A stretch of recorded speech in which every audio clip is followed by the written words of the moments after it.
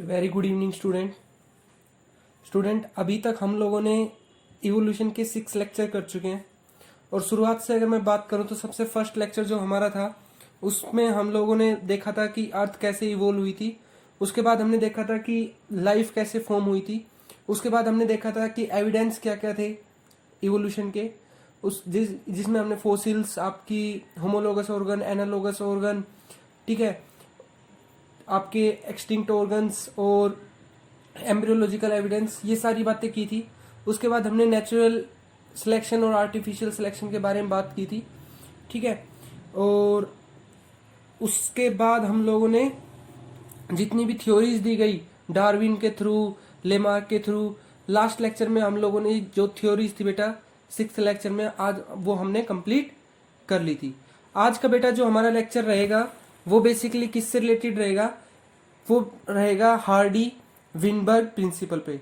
काफी important topic है, ठीक है। और जितना इजी कर सकता था उतना इजी बनाया है। अगर फिर भी कोई डाउट रह जाता है बेटा तो आप लोग मुझे एक बार कमेंट बॉक्स में जरूर लिख के बताइएगा, ठीक है। तो अभी तक बेटा हम लोगों ने क्या था कि हमने देखा था कि लेमार्क की थ्योरी आई, लेमार्क की थ्योरी में ड्रॉबैक्स थी। डार्विन की थ्योरी आई, डार्विन की थ्योरी में ड्रॉबैक्स थी। उसके बाद बेटा मॉडर्न जो थ्योरी आई वो आई आपकी नियो डार्विनिज्म, मतलब डार्विन की थ्योरी को ही मॉडिफाइड किया गया।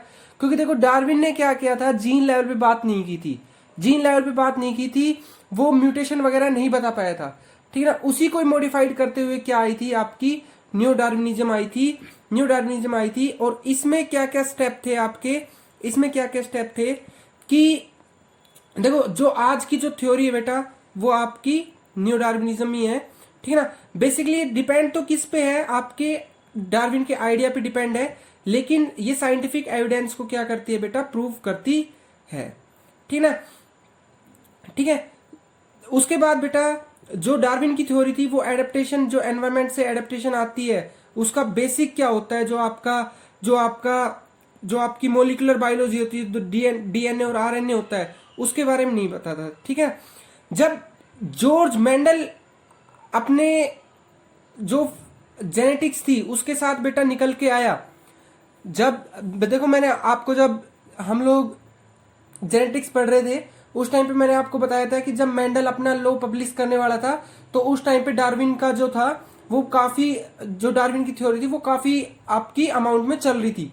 तो उससे क्या हुआ था, उस वजह से क्या हुआ था कि डार्विन का जो वर्क है वो पब्लिश नहीं हो पाया था। मतलब लोगों को 1856 के तकरीबन लोगों को वो नोटिस नहीं कर पाए थे क्योंकि सब लोग डार्विन की तरफ देख रहे थे। तो जब 1900 में क्या हुआ, जॉर्ज मेंडल का जो वर्क पब्लिश हुआ उसके बाद जो है बेटा इवोल्यूशन का जो बेसिस है वो आपका चेंज हो गया, ठीक है ना। जब से आपका डीएनए और आरएनए आया उसके बेसिस पे आपका क्या हुआ बेटा, आपका न्यू कॉम्बिनेशन आपका दिखाया गया कि हाँ बेटा डीएनए और आरएनए में क्या होता है, चेंज होता है। उसके बाद क्या होता है, फिर आपकी क्या होती है, आपकी नई स्पीसीज बनती है। देखो डार्विन ने क्या कहा था कि हर एक स्पीसीज, पहला स्टेप क्या होता है, ओवर रिप्रोडक्शन करती है, पहले स्टेप में ओवर रिप्रोडक्शन करती है। सेकंड स्टेप में क्या होता है, वो आपकी क्या करती है, फूड या रिसोर्सेज के लिए बेटा फाइट करती है, मतलब कि कंपटीशन होता है। थर्ड स्टेप में क्या था, फिर जो सर्वाइवल ऑफ फिटेस्ट होता है वो क्या होता है बेटा, नेचर उसको क्या करती है, सिलेक्ट करती है। सिलेक्ट करने के बाद बेटा जो फिट होता है वो क्या करता है, आपका नेक्स्ट जनरेशन में जाता है और नई स्पीसीज आपकी फॉर्म होती है, ठीक है। तो बेटा यहाँ पे नेचर ने क्या कर दिया था, यहाँ पे नेचर ने अपना एक बैरियर लगा दिया था। जो पॉपुलेशन इसको पार करके यहाँ पे आई, ठीक है ना, जो जिसके अंदर इसके अकॉर्डिंग चेंज हुए, नेचर के अकॉर्डिंग, वो तो क्या कर गया, सरवाइव कर गया, वरना वो सरवाइव नहीं कर गया। अब बात ये थी कि ये जो चेंजेस थे ये डार्विन नहीं बता पाया था, ठीक है। लेकिन जैसे ही डीएनए और आरएनए की खोज हुई ये सारी चीजें बेटा आपकी निकल के आने लगी, ठीक ना। तो वो मॉडिफिकेशन जो आपकी डीएनए और आरएनए को पब्लिश करी गई उसके आने के बाद उसको मैं क्या बोलता हूं बेटा, नियो डार्विनिज्म बोलता हूं, ठीक है। उसके बाद बेटा जिस बंदे ने ये लॉ दिया जीन लेवल पे कि जीन जो है वो इफेक्ट होने से आपकी इवोल्यूशन हुआ है, ठीक है ना, जीन लेवल पे जिसने बात की मतलब जीन लेवल पे जिसने इवोल्यूशन के बारे में बात की वो सबसे पहला कौन था बेटा, हार्डी विनबर्ग था। ठीक है ना, तो इसी के प्रिंसिपल को बोला जाता है बेटा हार्डी विनबर्ग इक्विलिब्रियम। ठीक है, इसने किस लेवल पे बात की बेटा, इसने एलील और जीनोटाइप के लेवल पे बात की। जब आपका मेंडल जो है, मेंडल का वर्क जब पब्लिश हो चुका था, फिर हार्डी विनबर्ग ने एलील और जीनोटाइप लेवल पे अपनी बात की। इसने ये कहा कि एक पॉपुलेशन के अंदर अगर सपोज करो एक पॉपुलेशन के अंदर एक कोई जीन है ए और उसके एलील है कैपिटल ए स्मॉल ए, ठीक है ना, इस तरीके से उसके एलील है, तो बेटा इसने ये कहा अगर इस पॉपुलेशन पूरी प्रोटेक्टेड है, मतलब इसमें बाहर से कोई एंट्री नहीं कर सकता है, ना ही कोई जा सकता है, ना ही कोई आ सकता है, तो ये जो है बेटा जनरेशन आफ्टर जनरेशन बेटा जो इन एलील के जो नंबर है ना, जो इन एलील का जो नंबर है वो आपका सेम रहेगा। मतलब इन एलील की जो फ्रीक्वेंसी है वो आपकी जनरेशन आफ्टर जनरेशन सेम रहेगी। जैसे मान लो मैं ये कहता हूं यहाँ पे 100 बंदे हैं और इसमें जिसके पास कैपिटल ए जीन है वो आपके 80 है और जिसके पास आपके स्मॉल ए है वो आपके 20 है। तो मैं ये कह सकता हूं क्या कि इसकी फ्रीक्वेंसी 0.8 हो गई और इसकी फ्रीक्वेंसी क्या हो गई, 0.2 हो गई। ठीक है ना, 0.2 हो गई। ठीक है, तो ये बेटा क्या था आपका, ये क्या थी आपकी हार्डी विनबर्ग था कि आपका ये जो फ्रीक्वेंसी आई ना बेटा 0.8 और 0.2, ये आपकी बेटा हर पॉपुलेशन में अगर कोई बाहर से चेंज नहीं हुआ तो हर पॉपुलेशन में बेटा क्या होगी, आपकी सेम रहेगी। तो बेटा यहाँ पे हार्डी विनबर्ग ने अपने कुछ एक वो रख दिए, लो रख दिए कि कंडीशन रख दी कि कब कब मेरा लो आपका सुटेबल रहेगा, कब एक तो लार्ज पॉपुलेशन के अंदर ब्रीडिंग होनी चाहिए, क्योंकि बेटा अगर स्मॉल पॉपुलेशन होती है, जैसे मान लो मैं ये कह दूं कि अगर मान लो एक बंदे के पास कैपिटल ए है और एक बंदे के पास स्मॉल ए है, ठीक है, 2 बंदे हैं, अगर कम पॉपुलेशन हुई बेटा तो हो सकता है कभी ये बंदे की अगर मान लो डेथ वगैरह हो जाए तो नेचर के अंदर क्या रहेगा, सिर्फ यही पॉपुलेशन रहेगी।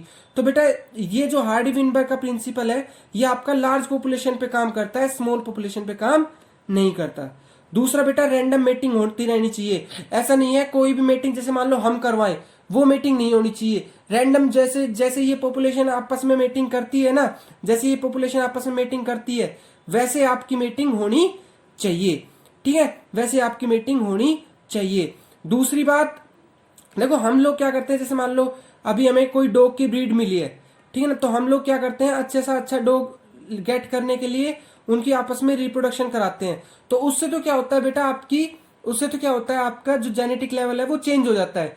ठीक है ना, और हार्डी विनबर्ग ने क्या कहा था कि इवोल्यूशन जब तक नहीं होता, मतलब जीन लेवल में जब तक आप चेंज नहीं करोगे, ठीक है ना, तो वो क्या रहता है आपका हर लेवल पे कांस्टेंट रहता है। तो बेटा अगर मान लो एक पॉपुलेशन के अंदर रैंडम मेटिंग होती रही, हम लोगों ने मेटिंग नहीं करवाई, जैसे इसमें करवा दी, तो क्या होगा, चेंजेस नहीं आएंगे। ठीक है ना, मतलब चेंजेस आने के चांसेस कम होंगे।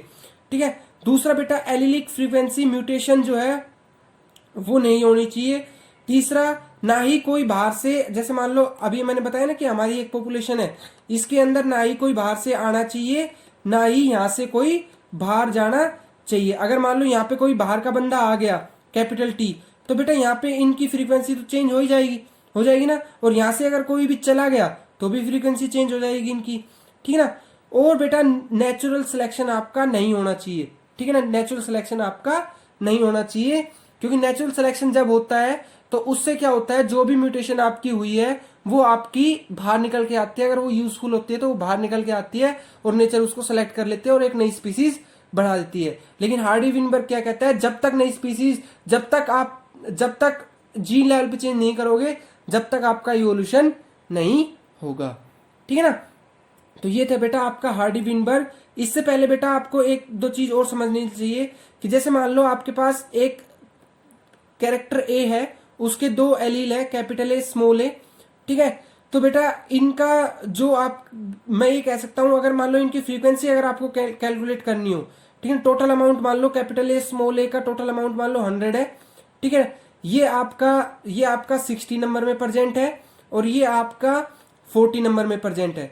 तो जो इसकी फ्रीक्वेंसी निकालूंगा बेटा वो कैसे निकालूंगा, 60/100 और 40/100, ठीक है ना। मतलब जो भी अमाउंट आपका प्रेजेंट है अपॉन टोटल अमाउंट करके मैं इनकी क्या निकाल सकता हूँ बेटा, फ्रीक्वेंसी निकाल सकता हूँ। और बेटा जो फ्रीक्वेंसी जो होती है बेटा, दो एलील की जो फ्रीक्वेंसी का जो सम होता है वो आप देख रहे होंगे किसके बराबर होता है बेटा, 1 के बराबर होता है, ठीक है ना। 1 के बराबर आपका होता है, चाहे वो किसी की पॉपुलेशन हो, ठीक है ना। यहाँ पे चाहिए आप किसी कोई और नंबर ले लेते, यहाँ पे कैलकुलेशन थोड़ी आसान है तो इसलिए मैंने आपको ये करके दिखाया है। आप लोग घर पे बैठ के टोटल नंबर स्पीसीज मान लेना 40 है, जिसमें से आपका ए मान लेना 25 है और बी स्मॉल ए मान लेना 15 है। जब भी आप करके देखोगे ना तो आपका जो सम आएगा ना बेटा, सम आएगा फ्रीक्वेंसी का, वो आपका 1 के बराबर ही आएगा, ठीक है ना। तो यहाँ पे बेटा हार्डी विनबर्ग ने क्या कहा कि जैसे मान लो आपका फ्रीक्वेंसी ऑफ एलील ए है और फ्रीक्वेंसी ऑफ एलील स्मॉल ए को मैं पी और क्यू से दिखाता हूं, तो पी प्लस क्यू आपका किसके बराबर होता है बेटा, 1 के बराबर होता है। मैंने अभी बताया कि दोनों की जो फ्रीक्वेंसी है वो किसके बराबर होती है बेटा, 1 के बराबर होती है। यहाँ पे मैं पी को कैपिटल ए की जगह दिखा रहा हूं और क्यू को स्मॉल ए की जगह दिखा रहा हूं, ठीक है ना। तो ये क्या है बेटा, आपकी 1 के बराबर होती है। और अगर ये बताओ मुझे, मैं यहाँ पे दोनों साइड स्क्वायर कर दूं, यहाँ पे दोनों साइड क्या कर दूं बेटा, स्क्वायर कर दूं, तो यहाँ पे एक फॉर्मूला बन रहा है क्या, a प्लस बी का होल स्क्वायर। और a प्लस बी का होल स्क्वायर क्या होता है बेटा, P square, P plus Q है ना हमारे यहाँ पे, तो P square plus 2pq plus Q square is equal to, दोनों साइड 1 का तो स्क्वायर किसके बराबर होगा बेटा, 1 का जो स्क्वायर होगा वो किसके बराबर होगा, 1 के बराबर ही होगा, ठीक है ना। तो यहां से बेटा अगर मान लो मैं ये कहूं, ये कहूं जैसे मान लो आपके पास 2 तरीके के एलील थे ना, तो यहाँ पे बेटा जब 2 तरीके का एलील है तो जीनोटाइप बनने की पॉसिबिलिटी क्या होती है, कैपिटल ए स्मॉल ए और स्मॉल ए, ये आपके जीनोटाइप बनने की बेटा कैपेबिलिटी होती है। ये हम जेनेटिक्स में पढ़ के आए हैं, जब हेटेरोजाइगोट गैमीट होते हैं तो आपके इतनी तरीके के आपका क्या बनता है, गैमीट बनते हैं, ठीक है ना। तो बेटा पी स्क्वायर की जगह क्या लिख सकता हूं, ए स्क्वायर लिख सकता हूं ना। तो ये क्या दिखाता है आपका, ये किसकी फ्रीक्वेंसी दिखाता है बेटा, होमोजाइगस डोमिनेंट की, ठीक है ना। ये क्यू स्क्वायर की जगह क्या लिख सकता हूं, स्मॉल ए लिख सकता हूं ना, क्योंकि क्यू जो है स्मॉल ए के बराबर लिया था, ठीक है। तो ये क्यू स्क्वायर किसको दिखाता है बेटा, आपकी क्यू स्क्वायर किसको दिखाता है, आपका स्मॉल ए की फ्रीक्वेंसी को दिखाता है। और वहीं पे 2pq किसको दिखाता है बेटा, 2pq किसको दिखाता है, जो आपका हेटेरोजाइगोट होता है, इसकी फ्रीक्वेंसी को डिनोट करता है, ठीक है ना। अभी हम लोग बेटा इससे रिलेटेड क्वेश्चन भी करेंगे, न्यूमेरिकल कराऊंगा लास्ट में जाते हुए, 3 न्यूमेरिकल करा के जाऊंगा इस प्रिंसिपल पे, हार्डी विनबर्ग प्रिंसिपल पे, ठीक है बेटा। हार्डी विनबर्ग प्रिंसिपल को फैक्टर को कौन कौन अफेक्ट करता है, मैंने अभी बताया कि अगर मान लो कौन कौन से फैक्टर अफेक्ट करते हैं, जैसे मान लो ये आपकी पॉपुलेशन है, यहाँ पे आपके इंडिविजुअल रहते हैं जिनके पास जो एलील है वो कैपिटल टी स्मॉल टी है। तो जब अगर मान लो हार्डी विनबर्ग प्रिंसिपल जो फैक्टर था कि आपका फ्रीक्वेंसी p प्लस क्यू जो है वो हमेशा किसके बराबर रहेगी, 1 के बराबर रहेगी, ये जब तक चेंज नहीं होगी, जब तक पहला जीन माइग्रेशन ना हो, मतलब यहां से कोई जीन बाहर ना चला जाए और यहां से कोई जीन आपका अंदर ना आ जाए। दूसरा जेनेटिक ड्रिफ्ट ना हो, इस चीज को हम अभी पढ़ेंगे। तीसरा म्यूटेशन ना हो, म्यूटेशन हम कर चुके हैं। जेनेटिक रिकॉम्बिनेशन ना हो, मतलब आपका क्रोमोसोम जो है वो आपका डिलीशन सब्सटीट्यूशन, ठीक है ना, इंसर्शन जो म्यूटेशन के अंदर पढ़ के आए थे, ठीक है ना। चौथा आपका नेचुरल सिलेक्शन ना हो, ठीक है ना। ये 3 पॉइंट बेटा मैं आपको अभी आगे की स्लाइड में दिखाने वाला हूं। और ये चीज बेटा हम पहले ही करके आए हैं कि म्यूटेशन जब भी आ जाती है तो जीन में चेंज आ जाता है, ठीक है ना। लेकिन हार्डी विनबर्ग क्या कहता है कि जीन में चेंज नहीं आना चाहिए जब तो उसको प्रिंसिपल काम करेगा कि अगर जीन में चेंज नहीं आया तो जो एलीलिक फ्रीक्वेंसी है वो आपकी क्या रहेगी, सेम रहेगी, ठीक है। अब मैं क्या करता हूं, पहली बात आती है बेटा जीन माइग्रेशन की, ये मैंने सेकंड पॉइंट लिख दिया, सॉरी। पहला पॉइंट आता है बेटा जीन फ्लो का। अगर जैसे मान लो एक पॉपुलेशन ये है बेटा और एक पॉपुलेशन ये है, ठीक है ना। अगर इसका कोई इंडिविजुअल दूसरी पॉपुलेशन के अंदर चला जाता है, तो उससे क्या होता है बेटा, उससे क्या होता है, ये बंदा कैसे कैरेक्टर सीख लेगा, ये कैरेक्टर इनके जैसे सीख लेगा, ठीक है ना। और थोड़े दिनों में ये स्पीसीज जो है बेटा आपकी चेंज होने के चांसेस हो जाते हैं। आप लोगों ने देखा होगा कि गैलापागोस आइसलैंड पे जहां पे डार्विन की फिंच काम करती थी, जहाँ पे डार्विन की फिंच रहती थी, उसने बेटा अलग अलग जगह पे जो फिंच गई थी तो वो बेटा वहां पे ही उनके जैसे कैरेक्टर सीख के अलग अलग स्पीसीज के अंदर डेवलप हो गई थी। ठीक है ना। तो बेटा जीन फ्लो से भी क्या होता है आपका चेंज होता है। तो जीन फ्लो होता क्या है, इमिग्रेशन या immigration of new individual in A population. ठीक है। उसके बाद बेटा बात आती है जेनेटिक ड्रिफ्ट। जेनेटिक ड्रिफ्ट क्या होता है बेटा, जेनेटिक ड्रिफ्ट होता है जब स्मॉल पॉपुलेशन के अंदर अगर मान लो आपका जो जीनोटाइप है, जो एलील है, उसके अंदर चेंज आ जाता है। जैसे मान लो change in allele frequency due to chance event. ठीक है ना। जैसे मान लो आपका ये आपकी बग है। ठीक है ना। यहाँ पे आपकी ब्लू बग है और रेड बग है। ठीक है ना। इनकी फ्रीक्वेंसी कितनी दे रखी है, 5:5 दे रखी है। अब क्या होता है, जैसे मान लो कोई भी कंडीशन आई, उसने क्या कर दिया, इनको किल कर दिया। ठीक है ना। इनको किल करने से क्या होता है बेटा, इनको किल करने से क्या होगा कि आपकी अगली बार पे क्या हुई, आपकी 5:1 हो गई। ठीक है ना। 5:1 हो गई भाई, 4 आपकी किल हो गई। उसके बाद क्या हुआ, अब देखो इसकी तो पॉपुलेशन कम हो गई। ठीक है ना। ये अगली बार जब वो करेगा, रिप्रोडक्शन करेगा, तो 1 से 2 बना लेगा। और ये क्या है बेटा, आपकी 5 थी तो 5 से क्या हो जाएंगे बेटा, 10 हो जाएंगी। ठीक है ना। तो ये क्या हुआ बेटा आपका जो शुरू में जो वो थी, उससे क्या हुआ बेटा, आपकी फ्रीक्वेंसी जो है चेंज हो गई। एलील की जो फ्रीक्वेंसी है, एक ही पॉपुलेशन के अंदर जीन माइग्रेट वगैरह नहीं हुए, लेकिन एलील जो है बेटा उनकी फ्रीक्वेंसी के अंदर चेंज आ गया, क्योंकि बेटा स्मॉल पॉपुलेशन थी। ये बात ध्यान रखना कि पॉपुलेशन आपकी स्मॉल होनी चाहिए, क्योंकि अगर मान लो लार्ज पॉपुलेशन हुई, 1000 बंदे हुए, 1000 आपके रेड है और 1000 आपके ब्लू है, तो अगर मान लो 2 की डेथ हो गई, 3 की डेथ हो गई, तो इनसे क्या, इस पे क्या इफेक्ट पड़ेगा, ये तो अगली बार फिर और ज्यादा इफेक्ट वो कर लेगा, अपने एलील को प्रोड्यूस कर लेगा। ठीक है ना। तो बेटा जेनेटिक ड्रिफ्ट का मतलब यही है कि एक पॉपुलेशन के अंदर जब जो इंडिविजुअल्स हैं वो अपने जीन लेवल पे ही चेंज कर ले। ठीक है ना। अपने वहीं पे ही, ना कोई बाहर गया ना कोई अंदर आया, लेकिन स्मॉल पॉपुलेशन के होने की वजह से उससे क्या हुआ, आपका जो जीन लेवल है वो चेंज हो गया। उसको मैं क्या बोलता हूं बेटा, जेनेटिक ड्रिफ्ट बोलता हूं। इस जेनेटिक ड्रिफ्ट को दिखाने के बेटा 2 मेथड होते हैं। एक होता है आपका बोटलनेक इफेक्ट, बोटलनेक इफेक्ट, और एक होता है आपका बोटलनेक इफेक्ट, ये बोटलनेक इफेक्ट, और एक होता है बेटा फाउंडर इफेक्ट। ठीक है ना। एक होता है आपका फाउंडर इफेक्ट। इनको बेटा हम लोग एक एक करके पढ़ेंगे। बोटलनेक इफेक्ट में क्या है बेटा, बोटलनेक इफेक्ट में क्या है, एक ये मान लो एक ये पॉपुलेशन है। ठीक है। इसके अंदर आपकी कई तरीके की पॉपुलेशन रहती है, येलो कलर की, ग्रे कलर की और रेड कलर की। ठीक है। अब क्या हुआ, नेचर ने एक ऐसी कंडीशन लगा दी, नेचर ने इस बोतल को उलट दिया। मतलब जैसे मान लो फ्लड आ गई, ठीक है ना, कोई विपरीत कंडीशन आ गई, कोई बेकार कंडीशन आ गई। उससे क्या हुआ, ये जो बोतल थी, इसका बेटा इसने ये जो पॉपुलेशन थी, नेचर ने इसके ऊपर बेटा एक रास्ता बना दिया कि बेटा जो इसमें से पास ऑन हो सकता है ना, वो ही आपका नेक्स्ट जनरेशन में पास ऑन होगा। ठीक है ना। तो इससे क्या हुआ बेटा, आपकी येलो और ग्रे जो है वो आपकी बाहर आ गई। तो नेक्स्ट उसके अंदर कौन गया बेटा, कौन गई, आपकी येलो और ग्रे ही गई। रेड जो है बेटा वो यहीं पे ही आपकी डेड हो गई। उसी तरीके से बेटा आपकी पॉपुलेशन होती है।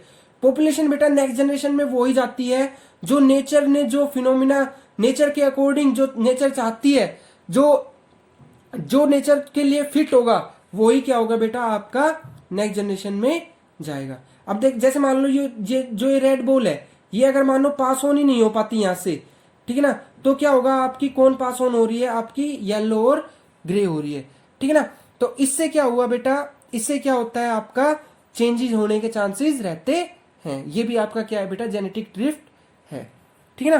क्योंकि यहां से क्या है बेटा, इस लेवल पे क्या कर दिया नेचर ने, नेक लेवल पे क्या कर दिया, एक अपना रूल रख दिया कि भाई अब जो है नेचर में से वही पास होगा जो सर्वाइवल, जो फिटेस्ट होगा। ठीक है ना। तो उससे क्या हुआ बेटा, आपका वही आपका पास ऑन हुआ जो आपका फिट इंडिविजुअल था। ठीक है। उसके बाद बेटा फाउंडर इफेक्ट क्या होता है, फाउंडर इफेक्ट क्या होता है, कई बार क्या होता है, जैसे मान लो दो आइसलैंड है, और यहाँ पे आपका एक स्पीसीज यहां से उठ के आपकी आपकी कहां पे चली गई, दूसरे आइसलैंड पे चली जाती है। तो उससे क्या होता है बेटा, आपका वहां पे ये आपकी नई पॉपुलेशन आपकी बना लेती है, ठीक है ना, वहां पे ये आपकी नई पॉपुलेशन बना लेगी, ठीक है। उसके बाद बेटा बात करते हैं हम लोग नेचुरल सिलेक्शन की। उसके बाद हम लोग बात करते हैं बेटा किसकी, नेचुरल सिलेक्शन की। नेचुरल सिलेक्शन जो है बेटा वो भी आपका किस में हेल्प करता है, तो इवोल्यूशन में हेल्प करता है, हार्डी विनबर्ग को डिस्प्रूव करता है, मतलब हार्डी विनबर्ग के में चेंजेस लाने के मायने रखता है। जैसे अगर मान लो अभी आपकी एक पॉपुलेशन है, ठीक है ना, मैक्सिमम साइज आपका, फेवर साइज आपका इस लेवल पे है, और अगर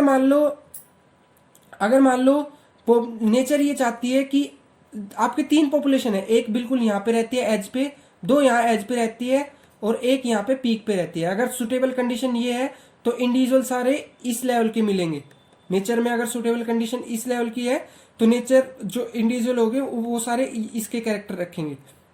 अगर नेचर जो है अब मान लो इस साइड शिफ्ट हो गई तो इंडिविजुअल जो है बेटा वो अपने अंदर चेंजेस लेके आएंगे और अपने आप को इस तरफ शिफ्ट करने की कोशिश करेंगे।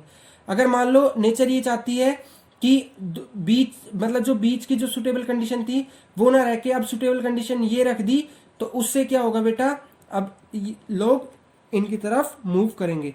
जैसे मान लो मैं आपको एक एग्जांपल देता हूं, अगर मान लो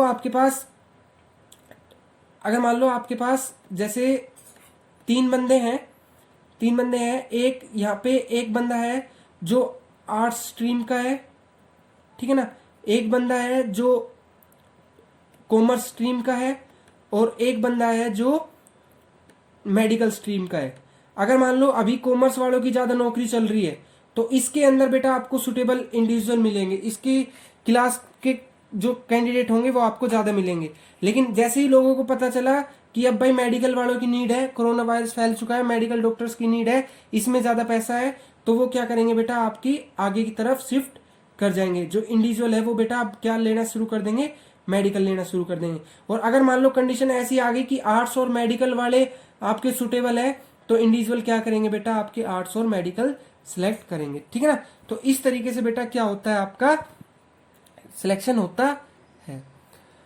अब बेटा ये तो बात थी किसकी, अभी तक हमने बात की हार्डी विनबर्ग के जो एक्सपेरिमेंट था वो क्या था, हार्डी विनबर्ग का। उसके बाद कौन कौन से कंडीशन से हार्डी विनबर्ग प्रिंसिपल इफेक्ट होता है, बोटलनेक इफेक्ट, आपका फाउंड्री इफेक्ट, आपका नेचुरल सिलेक्शन एक होता है। अब बात करते हैं बेटा किसकी, न्यूमेरिकल्स की।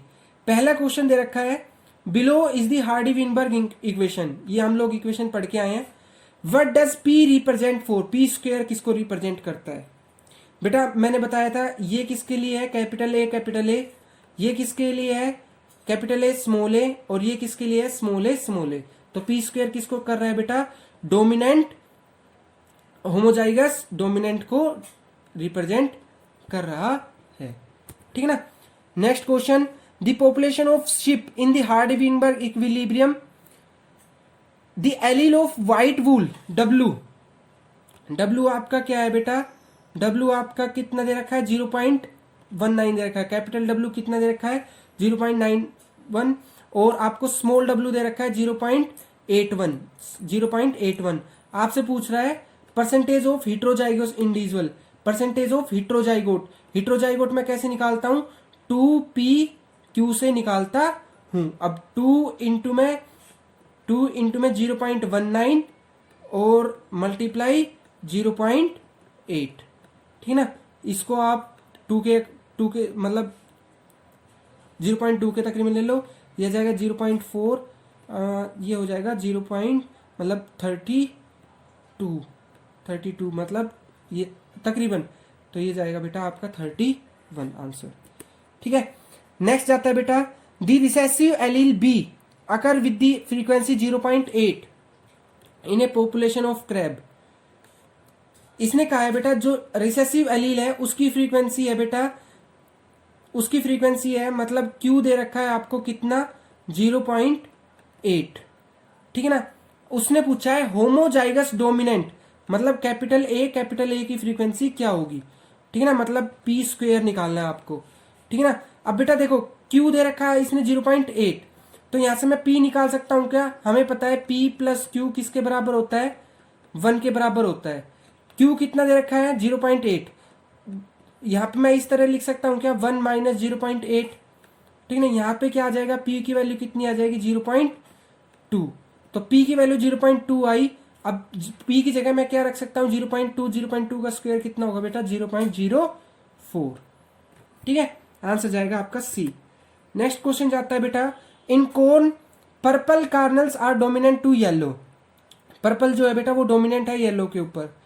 ए corner a random sample of 100 kernels is taken from a population in Hardy Weinberg principle, it is found that 9 kernels are yellow. मतलब बेटा आपका 9 कार्नल्स तो येलो है और 91 कार्नल्स आपके पर्पल है। तो यहां से मैं ये कह सकता हूं क्या कि जो डोमिनेंट है और जो रिसेसिव है उनका रेशियो 3:1 आ रहा है, आप करके देख लो।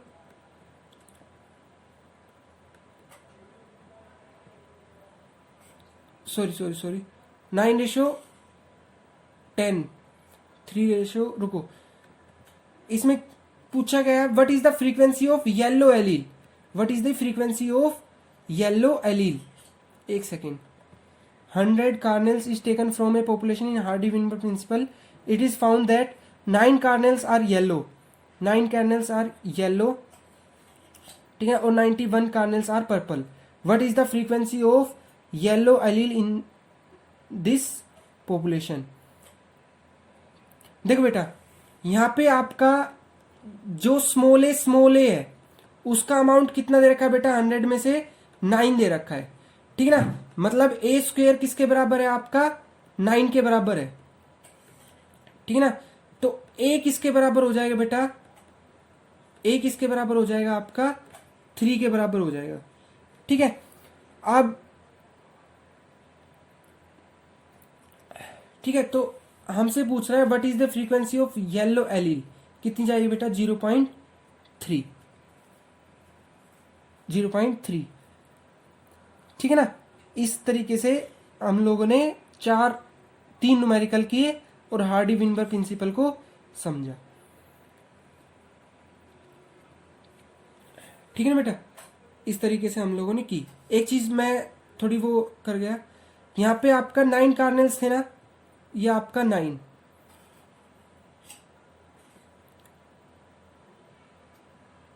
हाँ जी ठीक है, हाँ। तो अगर मान लो कैपिटल ए स्मॉल ए 9 ना, इसकी मैं फ्रीक्वेंसी निकालूंगा 9/100, ये कितना होगा आपका 0.09 होगा, और जब मैं इसका रूट करूंगा तो वो कितना आएगा बेटा 0.3 आएगा। हाँ अब आई बात समझ में, ठीक है ना। इसलिए बेटा आपका क्या जाएगा 0.3 जाएगा। आई होप बेटा आप लोगों को लेक्चर समझ में आया होगा, और अगर फिर भी नहीं आता है तो आप लोग मुझे एक बार कमेंट बॉक्स में लिख के बता देना, ठीक है, मैं आपकी क्वेरी जरूर सोल्व करूंगा। Okay, thank you guys, thank you.